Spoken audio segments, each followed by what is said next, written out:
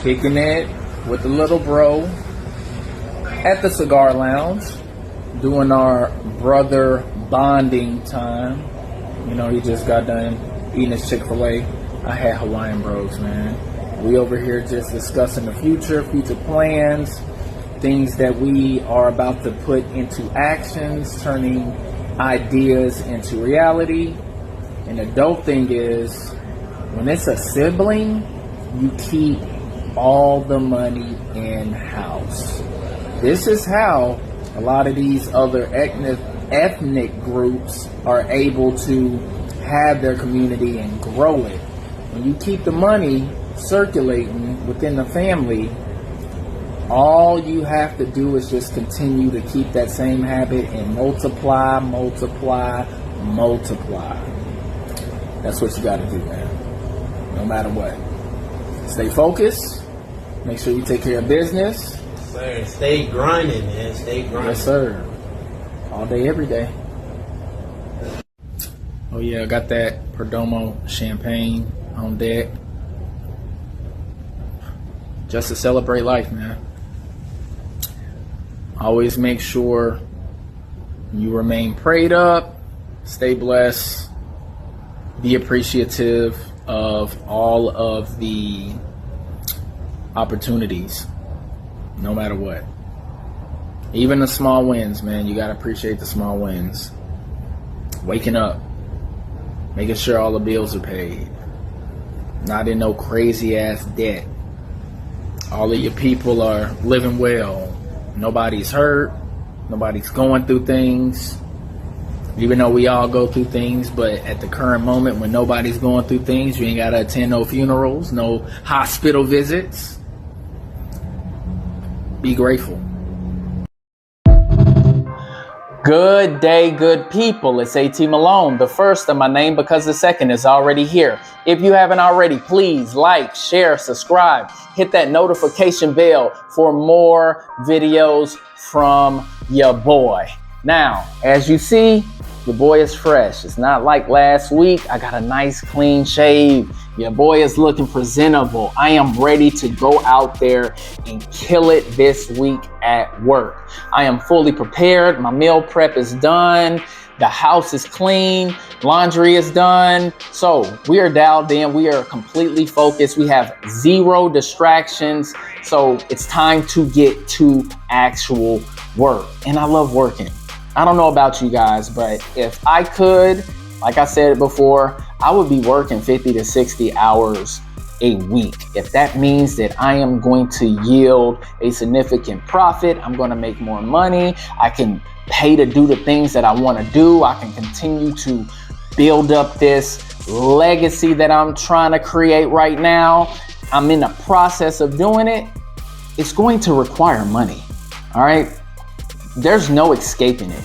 We gotta earn. We must run up the bag no matter what. I will sacrifice sleep, watching TV, playing video games, everything except for, of course, spending time with my child to make some money in order to provide a better future for me, for him, future kids, my lady.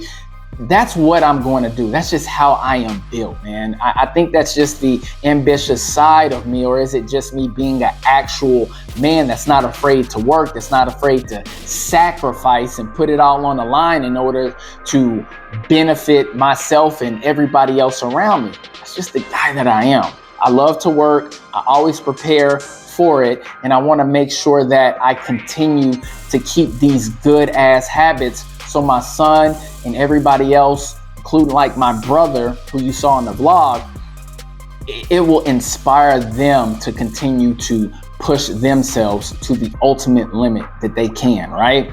And another thing, guys, make sure that you are spending time with your siblings. I cannot stress that enough. If you are on good standing with them, okay?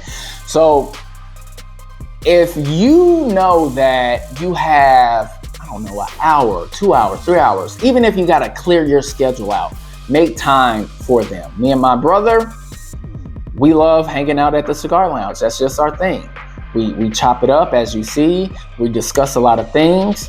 The podcast is coming soon. Trust me, it's gonna be crazy. Crazy, crazy, crazy. I'm looking forward to it. Whenever I get back from my trip with my son, because we are about to go out of town. Yes, we are. We take a father and son trip every summer. And this is why. The first reason is my parents never took me on a trip. Okay, we never caught a flight. We never went to a destination. It wasn't any type of quality time that was spent. So as you get older, you start thinking about your childhood and you say, you know what? I want to make sure that I do these things with my child. And that's what I do. As long as my son makes his grades and he is not a problem child, he's taking care of his responsibilities around the house. He allows me to continue to work and focus and do the things that need to be done in order for us to have a good life. That's his reward. I take him on a trip and we're going to have a great one. The vlogs every day are going to drop the days that we are there. So I'm looking forward to it, man. When this video drops, we should be coming back to Texas. All right. Now, that was enough of my dialogue. You know why we are here. We are on the richest man in Babylon. And we're still on chapter 10. Why? There's so many things going on in this chapter, and I want to capture every bit of it for you guys. There's so many relatable events that transpire within this chapter that we got to just break it down, man. And we got nothing but time. All right. So this is part 4 of chapter 10, titled The Luckiest Man in Babylon. And we are going to pick up where we left off last week. Now, Sharu is planning to buy his freedom back using the baking skills Nana Nade taught him. He wants to sell honey cakes in the streets of Babylon after all of the baking for Nana Nade is done. So he presents the idea to Nana Nade. He asked him if he could use his afternoons after baking for him to earn 3 coins peddling honey cakes. All right. So Nana Nade responds in a positive way. He agreed to the idea, but he told him for every 2 honey cakes sold, charge a penny. Half of the penny will pay for the process of making the honey cakes, and they will split the profit. So they're going to go half on half a penny. But this is why it is so important, guys, to take risks every now and then. Sooner or later, we all are going to have to do this. We are all going to have a bucket moment and either do an action of some sort, or we're going to have to change certain dynamics within our lives in order to benefit us. Sometimes it works out, sometimes it doesn't. But what you don't want to do is live in regret. You don't know how many times that I have, shoulda, woulda, coulda moments that would have helped my rise to success, change the dynamics in my life, and I chose not to do it because I wasn't willing to take the risk. But sooner or later, you're going to be forced to do it. I had to do it, and I benefited off of it. We all are going to have to put it all on the line if we want to change certain areas in our lives. So yes, risk can be scary, but sooner or later, you're not going to have a choice but to take that risk. And especially in Sharu's situation, he's a slave. He's a slave asking his master to make some money. Do you know what type of risk that is? A huge one. I'm going to give you an example. So I was still working at the screen print shop, and I went to the bank one day, and the bank teller knew who I was because I was a regular there, and I went to school with her daughter. Now, this was a year after I graduated, but she asked me if I could print some senior shirts for her daughter. And I told her, yes, I would print them. She was like, well, do I need to go through the shop? And I told her, no, I'll take care of it. That was a risk. Why? Because now I am starting to unlock my entrepreneurial spirit. So I went to my mentor, which was the owner of the shop, and I told him, hey, is it okay if I print this side job after hours? And he told me yes. He could have told me no. And I printed the job, I designed it. He didn't have to touch anything at all. And when I made my money off of it, I broke him off like $100. And this was like 20 years ago. $100, even though $100 is a lot of money now, right? But back in the day, 2004, that's $100. And think about it, he didn't have to touch anything. So when I gave him that $100, he was happy as hell. And you know what he told me? Hey son, I could get used to this. Go get some more side jobs. As long as I ain't got to touch nothing, you good to go. And that's exactly what I did. And I still do it today. I still have the same situation. I got my equipment at the print shop, and I let the owner's wife know, hey, I got a side job that I need to print. She'll order the product for me. I'll print it. She doesn't have to touch anything. And I just break her off a percentage of the profits, man. So don't be scared to take risks, all right? So we're back to it.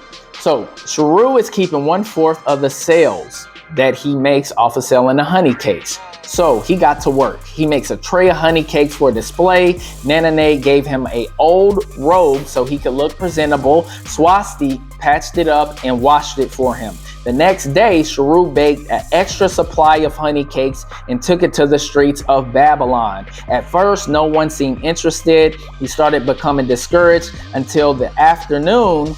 As the men became hungry, they ended up buying him out. Nana was pleased and kept his end of the bargain and paid Sharu his fair share. Sharu was so excited that he stayed up all night trying to figure out how much he could earn in a year and how many years it would take for him to buy his freedom back. Now, this is the mentality of an ambitious man. Anytime that we make money, guys, I know, you know, that we are looking at how we can make another flip. How can we turn another profit? What kind of ideas can we create to earn more income? If you're a regular employee, and let's just say they got overtime, and it's endless overtime. For an example, during COVID, I was running it up. Overtime was endless. I was working 50 to 60 hours a week, and they was paying extra an hour at that time.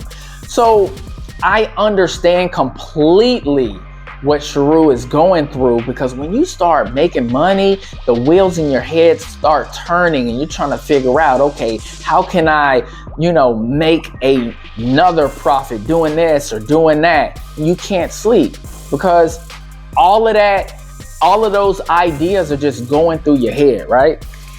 All right, so he continued to sell honey cakes every day. Soon he found regular customers, and one of them ended up being Arad Gula, Hadan's grandfather. He was a rug merchant, and he would buy 2 cakes for himself and 2 cakes for his slave. So Sharu tells Hadan something that Arad said to him that stuck with him. Arad told him that he likes the honey cakes, but he likes the enterprise, meaning the fact that he's out in the streets selling them even more. And having that spirit will carry him on his road to success.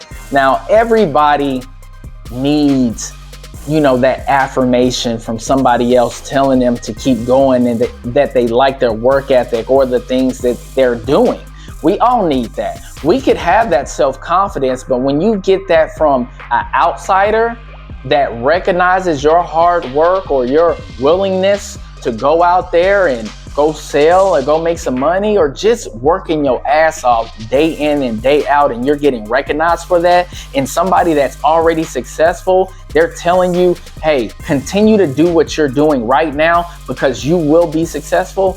That gives you that flame that's within you, and it ignites it. It makes that flame bigger for you to go out there and continue to do your thing. All right.